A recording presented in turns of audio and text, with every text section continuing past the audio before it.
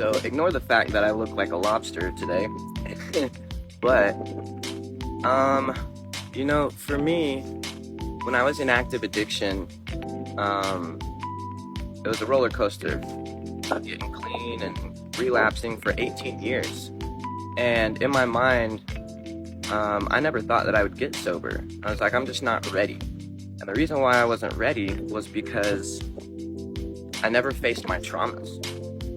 Um, when I was a kid, I talk about this quite a bit. When I was a kid, I was molested and stuff, and that's just one of the things that was on my mind.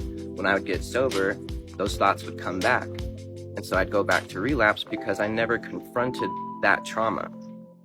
This last time that I got sober, I was like, I'm ready.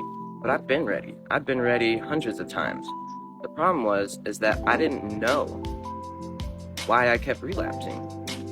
And it came down to the fact that when I wasn't on drugs anymore, those memories would come back and I would relapse because I would try to escape those memories.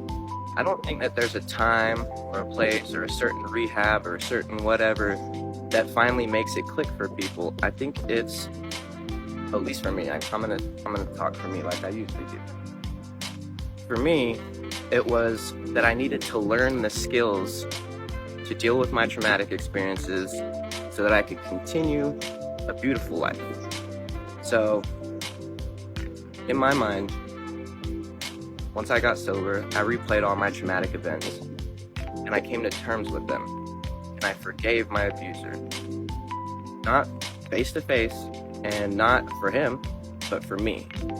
So that I could say, you know what, I'm not gonna let this continue to rule my life. Why?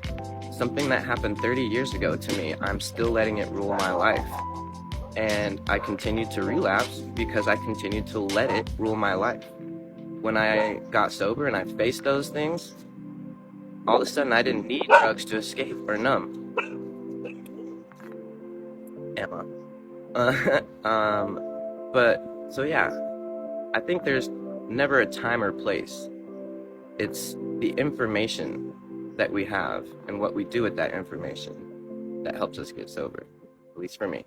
I hope this helps somebody. Peace, love, and until next time.